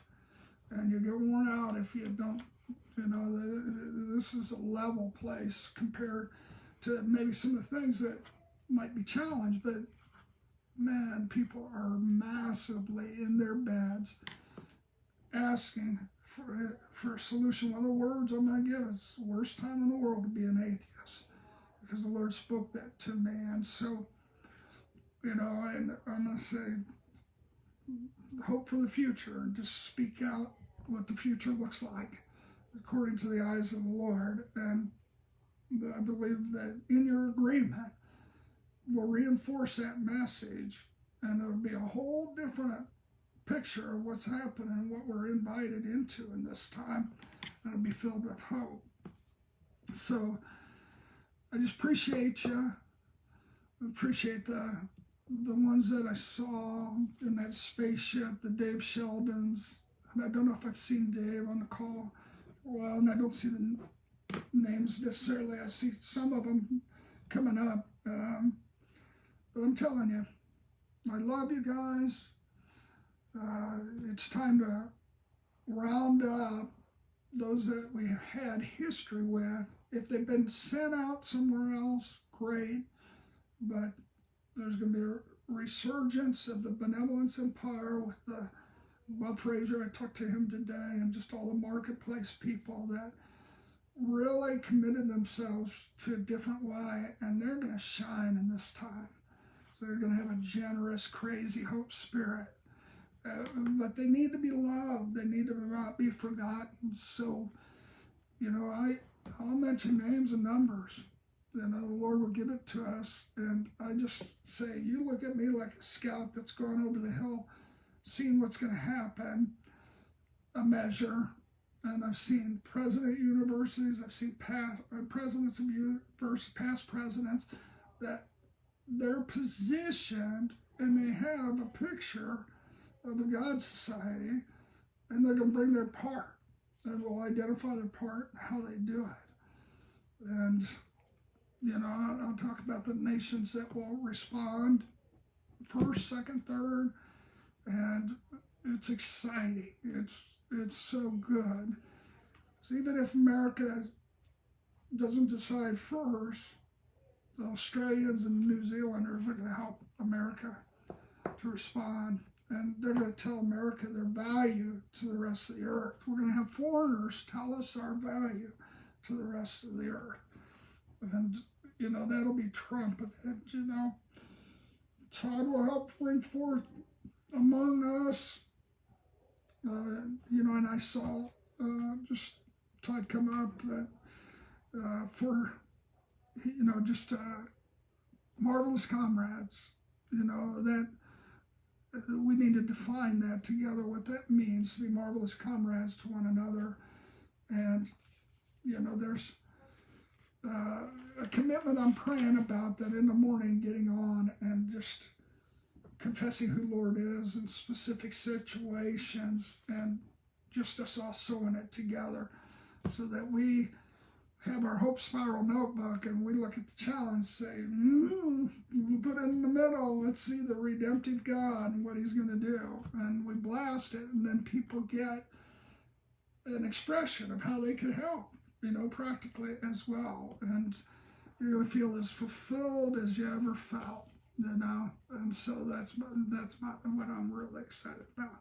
So I love you guys. I'm going to stop for tonight and fashion these words more distinctly, and then come on at different times to do that. But tomorrow I might come on earlier because I just need to rest a little bit earlier. So I love you.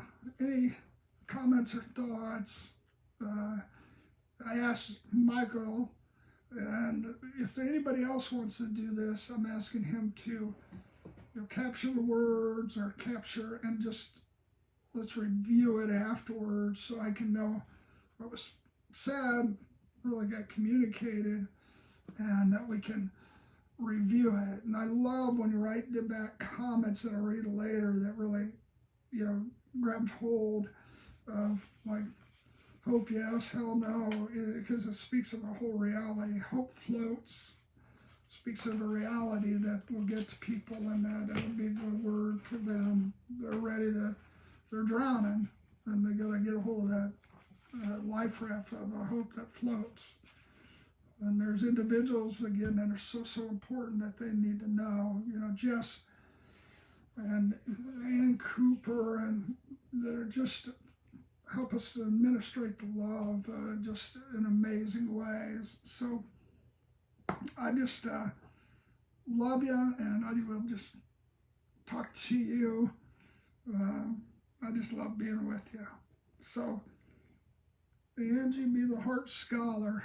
Study the Celtics and that way of life. It's the God of all of life. And there are some things that they did, but, many things that it was just awesome and right. So just leave with this picture, that we're on a spaceship, we see this beautiful redeemed city, and just where the love of God radiant, and Jesus is welcome all through it. Just picture that, and then just picture your part of going into that city, and the people are more confused than anti, but they might be expressing anger, and you're a heralder on the corner of every street, and you're just proclaiming who he is, and they're holding their hands and putting their hands into his hand, and then they go to the next city, and go to the next nation. And you'll come back in 2 years and it'll be a different place. And there'll be others that do that as well with you. And the Lord, through some of these words, they will just be tools that will shorten that you'll bring to people, like the sovereign will of the sovereign king. We'll go forward. I was with the mayor one time and I told him about hopeless pew versus the hope-filled pew and how it was the nature of Jesus. And I said, which pew or side of the church you want to be on? And he said, I want to be in that one, the hope-filled pew. And he hadn't been a follower of Jesus, and he said, I'm going to change my ways. It came with hope versus just all the sentiment. And it just is awesome who God is going to open up to you. And so I will give these words, and you can fashion them so they apply to the individuals and give them an invitation. So I don't want to just make it crystal clear. I'll do one at a time. That's about the State of the Union and to the heart of different issues. So, oh, Angie Kelly, you are Irish. That's awesome, man. Okay, love you guys. Thank you for your comments and your encouragement. So, and listening to the rambling revelations of Robert. It's important where we're going. It is a hopeful joy that just Sharon Roach, she has a belly laugh that's going to be restored. And David, you go to bed and you just dream of him. So Lord, I just ask you that each one would dream of you and there be an opening up of visions of you, Jesus. I love this group. I love these individuals. I see them. They're there with me. And God, you just say, a little bit, a few that have your heart, change the earth. And so we're in this hope hearing room, and we said no to hopelessness. It's from the enemy, and hope. And we make those agreements that when we hear something outside of hoping in you, or despairs that you're not there and you don't care, and we will not listen.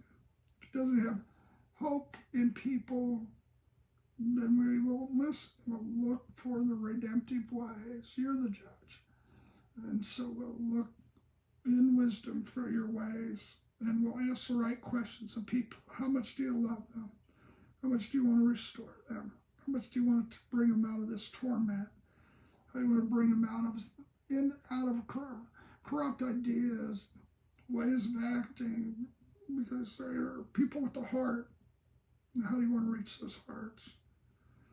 You say to love our enemies. You give us these creative ways. Hope in the next generation. We'll make them a target of our love. Hope in prayer. We always have a say on our knees.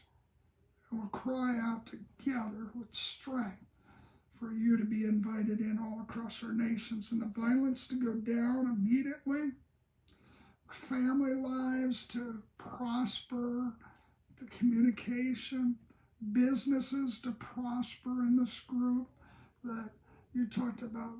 Business will be booming, and just benevolence will flow out of it.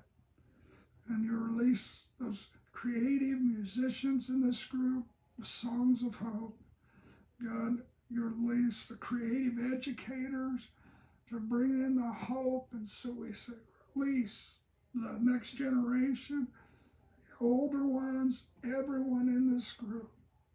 These are the ones that are hope reformers. These are the ones that are graduating and that you're going to have as hope ambassadors and spokesmen. They're reformed by bringing your heart and ways, and release those that hope in cities and nations. They're not challenged by little nations throwing little fits. You told me they're just like babies kicking their legs and throwing their fits and pouting.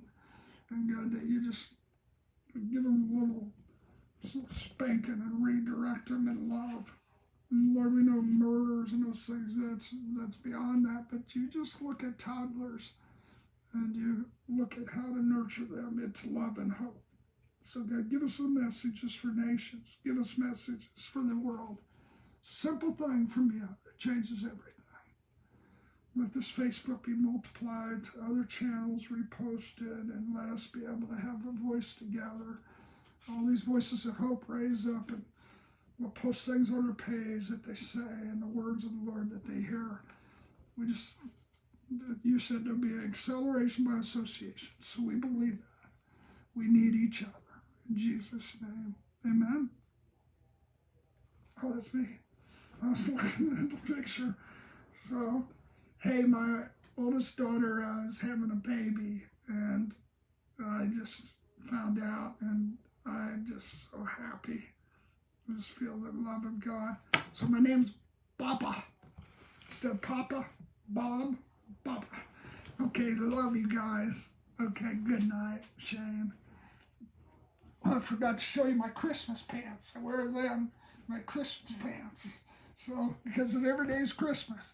Okay, cool, I love you. Good night.